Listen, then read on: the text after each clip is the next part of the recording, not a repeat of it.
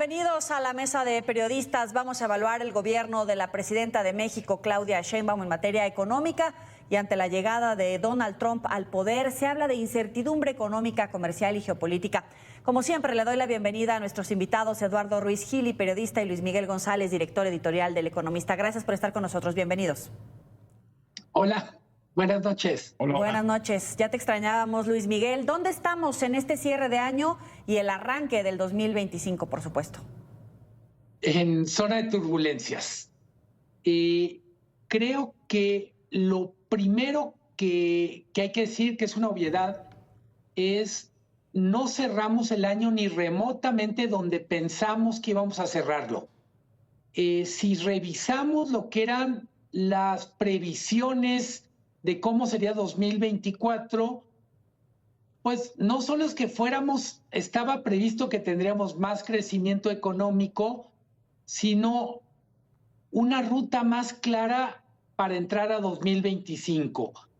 Me preocupan los datos económicos, empleo, PIB, pero también me preocupa la manera en que estamos entrando a un año muy complicado con nuestro principal socio comercial. Trump tiene una agenda que tiene muy poco que ver con nuestras preocupaciones, o mejor dicho, que exacerba nuestras preocupaciones, pero que responde sobre todo a la agenda interna de Estados Unidos. Y del otro lado, tengo la impresión que México reitera una cosa que no es solo de este gobierno, y es su capacidad de respuesta, la velocidad de respuesta no corresponde con la urgencia del momento. Eduardo, ¿coincides con esta visión por parte de Luis Miguel? Tú publicabas tus valoraciones acerca del nearshoring, pero quisiera comenzar precisamente por esta evaluación del 2024. ¿Cuál es la posición de México ante la llegada de Donald Trump? Bueno, mira, 2024 nunca se iba a ver que fuera un buen año. Las mismas previsiones eran endebles, por decirlo más, porque ya como pensamos que vamos a crecer un 2% anual, pues la verdad es que la economía está muy, muy débil. Ahora, para el año que entra vamos a crecer tal vez el 1.2%, menos que este año, que vamos a cerrar como sobre el 1.6%. La previsión ante Donald Trump, la verdad es que ya no tengo previsiones. En Estados Unidos lo que hemos visto los últimos días es un caos absoluto dentro de las filas del Partido Republicano. El Partido Republicano, la Cámara de Representantes, los representantes de este partido, junto con los demócratas, aprobaron un paquete económico para impedir el cierre de gobierno mañana en la medianoche. Pues Elon Musk lanzó como 100 tweets diciendo de que no se tenía que aprobar ese paquete, y después se sumó a esta negativa el presidente electo Trump. Se sumó después, y mucha gente ya está diciendo el vicepresidente Trump, como dando a entender que el que va a mandar próximamente en Estados Unidos es Elon Musk. Es increíble. Hace unos minutos, la Cámara de Representantes trató de aprobar nuevamente un paquete económico más al gusto de Donald Trump y de Elon Musk, y también fue rechazado. Lo que estamos viendo es una incertidumbre total, porque ni en el Partido Republicano se están poniendo de acuerdo.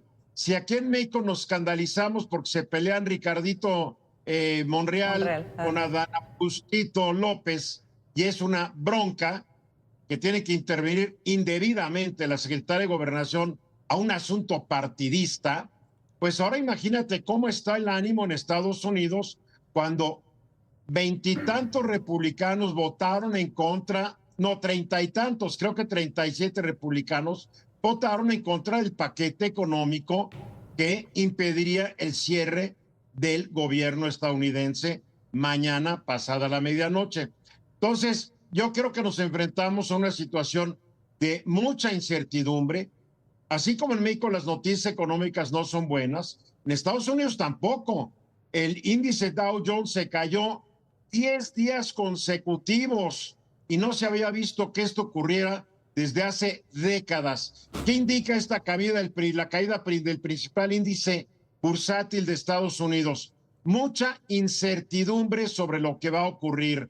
El desempleo aumentó el número de personas que pidieron seguro de desempleo, la inflación repuntó ligeramente, bajaron la tasa de interés y curiosamente al bajar la tasa de interés se desplomaron los mercados porque el mensaje que lanzó la Reserva Federal es de que no esperen muchas bajas de interés el año que entra, si bien tal vez 2. O sea que estamos viendo mucha incertidumbre y no me arriesgo a decir qué va a pasar, solamente que van a ser tiempos muy difíciles estos y los del año entrante. Es interesante esta perspectiva. Le doy la bienvenida también a Salvador Frausto, director de investigación de Milenio. Muchos hablan del TEMEC como el activo más valioso en materia de económica, particularmente el efecto que puede tener la conclusión o las penalizaciones por el TEMEC para México son muy diferentes a lo que puede pasar con Estados Unidos. Luis Miguel González decía que sería un balazo para la pata de México, pero un balazo, perdón, de Estados Unidos y un balazo en el corazón de los mexicanos en materia económica. ¿Tú coincides, Salvador? Sí, más o menos sí, Joely. Hola, Eduardo, un gusto estar con ustedes. Hola. Bueno, pues lo que yo estoy viendo es que me parece que del lado de los dos de los tres países ya tienen muy cantadas sus posiciones, los Estados Unidos y México. Donde veo mayor incertidumbre es en el caso de Canadá, porque se van a enfrentar a elecciones y ya hemos visto cómo Trump está maltratando al presidente Trudeau. Es decir, se cometió un error gravísimo Trudeau al viajar y casi rogar juntársele en esa cena, porque este político empresario huele debilidad y muerde.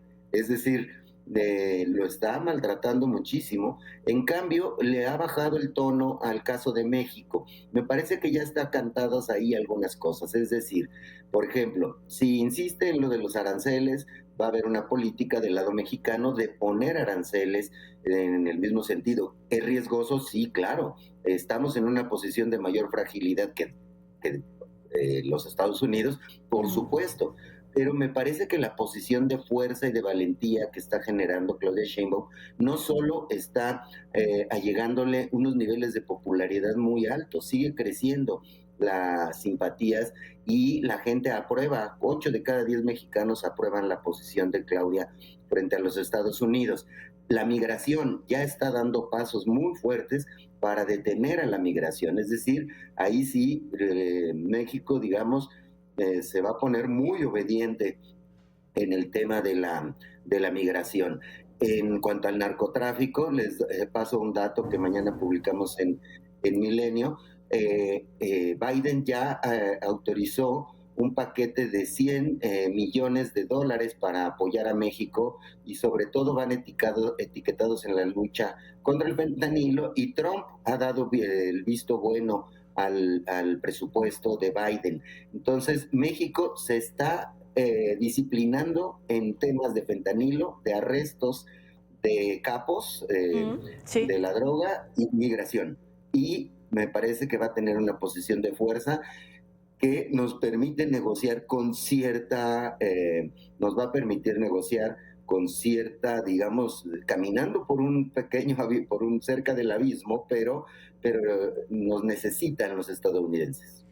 Ebrard de la Fuente, Esteban Moctezuma, ¿es el equipo adecuado para perfiles como los que ha anunciado Donald Trump en su equipo, Eduardo? Mira, no lo sé, la verdad. Ebrard es un hombre a quien Trump desprecia, ya lo ha dicho que es un títere, que no decide nada. Acuérdate la anécdota de Trump diciendo que cuando le dijo a Ebrard que México tenía que poner Guardia Nacional para proteger la frontera de Estados Unidos, Ebrard le dijo, tengo que ir a consultar con el presidente, y que Trump le dijo, tengo 5 minutos, estoy muy ocupado. Si no me decides en 5 minutos, al diablo todo. Y a los 5 minutos Ebrard dijo, sí, claro, lo que usted diga, señor presidente. O sea, de la Fuente, no sé, fue embajador ante la ONU, pero no sé qué tanto sea capaz, y tampoco sé qué tanto sea capaz el señor embajador Esteban Moctezuma. No lo sé, porque no hemos visto una situación como esta desde hace 4 años. Era otro equipo. Entonces vamos a ver qué ocurre. El secretario de Relaciones Exteriores en aquella época era Marcelo Ebrard, hoy es el de Economía.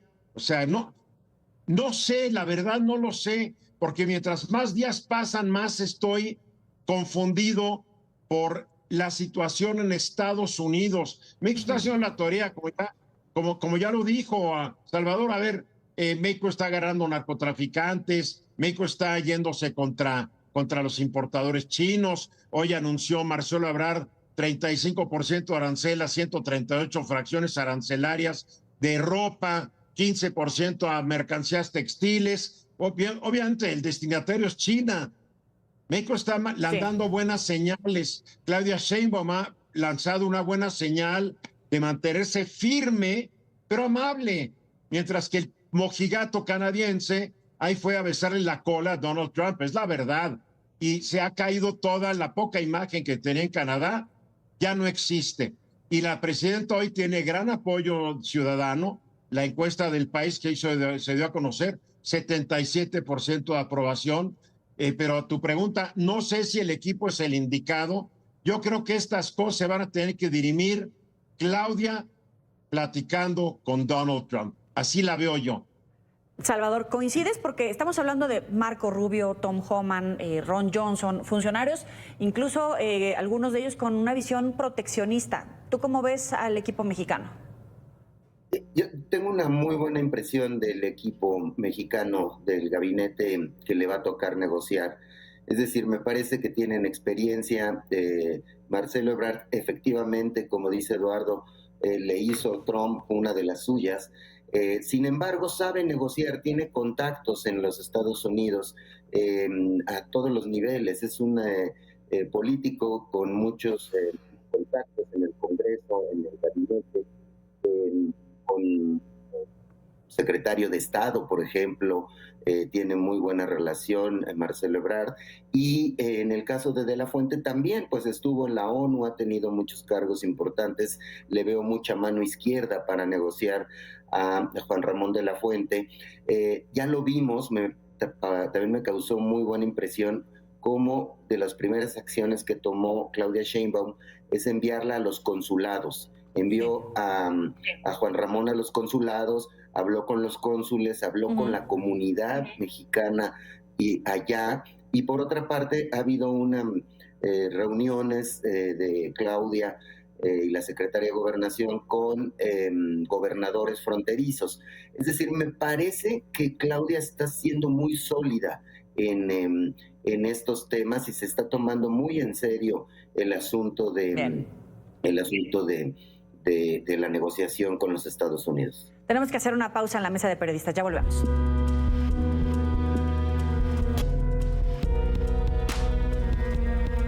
Nada más para concluir la primera idea, Eduardo, ¿coincides en la efectividad de la respuesta del gobierno mexicano en materia migratoria o nos van a agarrar con las manos en la puerta el 20 de enero? Mira, yo creo que han lanzado buenas señales. A ver, sí, el secretario de Relaciones Exteriores fue a El Paso, se reunió con los cónsules, pero defender a los migrantes no es solamente de buenas intenciones. Se necesita mucho dinero para pagar los abogados migratorios que van, obviamente, a tener que ser contratados por los cónsules. ¿Cuánto dinero? No sé. Un abogado chafa en Estados Unidos te cobra entre $100 y $200 la hora. Uno más o menos bueno, entre 300 y 500. Entonces, qué bueno que fue el secretario, salió en la mañanera, todos saludando felices a la presidenta, pero se necesita dinero. Número uno, los consulados están virtualmente desmantelados porque con esta estúpida y equivocada austeridad republicana que se mal aplicó en el sexenio pasado, los consulados se quedaron muy escasos de recursos y de personas. No sé cómo le van a hacer. Creo que hay buenas señales, pero del dicho al hecho siempre hay un largo trecho y el gobierno mexicano es muy bueno para los dichos. Ahora va a tener que mostrar que en los hechos también va a poder dar. Estamos hablando de millones de mexicanos. Se calcula que el primer año podrían expulsar entre 200 y 400,000. El hombre que va a estar encargado de esto, el zar de la frontera, recién anunció que van a estar 100,000 camas para los centros de detención de la gente que vayan pescando. O sea, está planeado tener 100,000, pero esos 100,000 no los pueden correr de un momento a otro. Esos 100,000 tienen derechos, porque bajo la ley estadounidense tienen derecho a apelar, y más si pidieron asilo. Entonces necesitan un abogado, se tiene que defender. Esto viene muy difícil, va a ser muy tardado, y aquí México pierde, pero también va a perder Donald Trump, porque no va a poder cumplir su promesa como él lo hizo. 1,000,000, voy a correr a 2 millones, 11 millones. No va a poder. Hay cosa que se llama la ley, y hasta él va a tener que estar sujeto a ella. Luis Miguel. Creo que mucho del tema parece que no tiene lógica, parece que es irracional, parece que es destructivo de la realidad que conocemos. Por ejemplo, la economía de Estados Unidos necesita trabajadores migrantes en sectores como hoteles, restaurantes, cuidados de grupos como bebés, adultos mayores, pero estamos llegando a un punto en donde construcción, mucho de lo que era impensable está ocurriendo. A mí me decepcionó, y creo que lo apuntaba Eduardo, que ninguno de estos temas entró en la discusión del presupuesto 2025 de México, como si la discusión del presupuesto fuera independiente de lo que está pasando en Estados Unidos. Yo escucho los mensajes en la mañanera y digo, qué bien, pero ¿cuánto cuesta y dónde se va a ejercer? ¿En qué parte del presupuesto vemos que va a haber? No es el único tema. Cuando decimos hay que defender el maíz porque es culturalmente muy importante, ¿cuánto dinero le vamos a poner a centros de investigación sobre el maíz en el presupuesto? ¿Cuánto le vamos a poner a reservas naturales? Entonces, yo lo que diría no es una buena señal que tenemos una estrategia de comunicación bien enfocada. A mí me gusta cómo está comunicando algunas cosas, pero para mí no hay comunicación más clara que el presupuesto. ¿Será que tengo la deformación de ver números por todos lados? Entonces, ¿es innegable que no es acompañado por crisis económica? A un año muy complicado en lo económico, muy, muy complicado, y quiero enfatizar una cosa, lo complicado no necesariamente es para el gobierno, o lo voy a decir de otra manera más fea. La menor de mis preocupaciones es si el gobierno tiene dinero. Me preocupa más si la gente de clase media, si los hogares de clase baja tienen dinero en el 2025. Eso sí me preocupa. Y aparte de todo esto, agregabas, Eduardo, el nearshoring, que no ha resultado como se esperaba. Decías que podría ser un tren de oportunidades que solamente ve pasar México, aunado a esta pregunta de si va a haber una crisis económica o no en el 2025.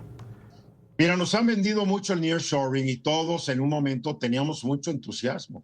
Pero mientras más estudias qué tan preparado está el país para el nearshoring, no lo está. No tenemos los aeropuertos suficientes. Las carreteras están haciendo la operación bacheo, porque están llenas de baches. Yo hoy estuve en Toluca, en una zona industrial. Sentía que estaba yo en Marte. Lo lógico era que sí hubiera baches. Lo ilógico es que no hubiera. No hay puertos que tengan gran capacidad para lo que esperamos. No hay el personal adiestrado para estas empresas de alta tecnología que supuestamente vendrían a México.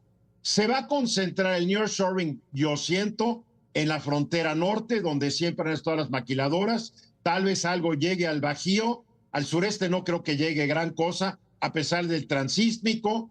¿Por qué? Porque México no está preparado. Y después tenemos incertidumbre jurídica con la famosa inventada reforma jurídica que no ha convencido más que a la gente que le va a Morena y que tampoco sabe mucho del asunto. Entonces tenemos muchos problemas que están asustando al inversionista. Vean cómo ha sido la inversión en los últimos años. el grueso fue reinversión de utilidades, no fue traer capital fresco. O sea, hay muchas señales que a mí me hacen dudar de que tengamos gran éxito con el nearshoring, y más cuando Donald Trump está diciendo de lo que se trata es de regresarle empleos a Estados Unidos, empleos en la industria automotriz, empleos en la industria electrónica. Él quiere que las empresas se vayan de México, lo cual también es una locura porque no es tan fácil, pero su promesa es regresar empleos que México le robó a Estados Unidos desde el TLC. Es la bronca que traemos. Salvador. Bueno, la inversión extranjera, efectivamente, la mayoría es reinversión, pero aún así está al doble que hace 10 años. Es decir, se presagiaba cuando llegó el gobierno de López Obrador, digamos, en los sectores empresariales, se decía, bueno, pues este comunista loco va a hacer que huya la inversión, y pues tenemos niveles muy fuertes de inversión extranjera en el país. Tenemos un dólar que estuvo fuerte en el cierre del sexenio anterior. A mí me parece un signo interesante el de Altagracia Gómez y los empresarios que están estudiando por regiones cómo atraer inversiones. Es decir, es la voz de los empresarios, de este consejo de empresarios, acompañados del gabinete de Claudia Sheinbaum y encabezados por Altagracia, quienes están diseñando una serie de mecanismos para atraer la inversión. Ya veremos si funciona, pero me parece que los pasos lucen correctos en ese camino ante un año muy difícil en lo económico, como bien lo dibujan Eduardo y Luis Miguel. Es decir, sí tenemos un año muy complicado, pero me parece que los pasos que se están dando en ese terreno son sólidos, no así en los pasos que seguimos internamente en la conducción política. Ahí veo fragilidades en el gobierno de Claudia, pero en el terreno económico y en el terreno de negociación con los Estados Unidos, me parece que se está haciendo lo que se puede hacer por lo pronto. Un minuto, Salvador, los retos para el 2025, ¿cuáles serían las claves? Yo el que veo urgente es en la conducción política, es decir, este pleito entre Monreal y Adán Augusto muestra las grietas que hay dentro de Morena. Son grietas mucho más amplias de lo que vemos hacia afuera, apenas lo estamos viendo, pero se alcanza a ver, por ejemplo, en el nombramiento de Rosario Piedra, repudiado por la mayor parte del morenismo, en los impresentables, todos estos personajes que van a llevar a Facebook, lo sabemos, un profundo malestar en Morena. Entonces me parece que ahí hace falta una conducción política desde el partido, y no coincido con Eduardo en esta parte. Me parece que Rosa Isela sí tendría que tener un papel más fuerte en esto. 40 segundos, Luis Miguel, los retos, las claves del 2025. Claramente uno es relación con Estados Unidos, esta línea muy delgada entre proteger la soberanía e incrementar la confianza de nuestro socio comercial. En algunas cosas tendremos que poner más énfasis en soberanía, y en otros entender que estamos con la mejor sociedad comercial posible. Ese es uno. Decía Salvador el tema de gobernabilidad política. Yo lo enfatizaría o lo pondría en combate a la delincuencia y gobernabilidad. No podemos aguantar los niveles de violencia con los que arrancamos los primeros 100 días. Hablamos mucho de Culiacán, pero es un tercio, una cuarta o un 40% del territorio nacional fácilmente. Bien. Eso no puede ser normalidad. 40 segundos, tu comentario final, Eduardo. Raquítico crecimiento el año entrante, a la par del crecimiento poblacional, quiere decir que la economía no va a crecer. Altagracia y sus cuates podrán decir lo que quieran, pero los inversionistas de fuera van a ver los datos de México, van a ver la inseguridad, ya tenemos un nuevo tren en México, es el tren de Aragua, ya llegó. Entonces, ¿qué va a ocurrir? Incertidumbre. Yo no quiero ser pesimista, quiero pecar de ser un optimista bien informado. Y creo que todo el público de tu programa, Yoeli, tiene que estar informado de lo que está ocurriendo. Bien. No nos podemos ir por las fintas, por las declaraciones triunfalistas. La soberanía es muy importante, pero que me digan con qué se come la soberanía. Si México se pone muy soberano, Estados Unidos puede tomar actitudes que van a hacer que este país tenga más fuertes problemas económicos. Ya lo dijo Luis Miguel, va a tener que tejer muy fino. Sí. Claudia Sheinbaum, yo no le tengo confianza a su equipo, le tengo confianza a ella, a su equipo no se lo tengo. Muy bien. Eduardo Ruiz Gili, Luis Miguel González, Salvador Frausto, gracias por estar con nosotros en Mesa de Periodistas. Que pasen bien.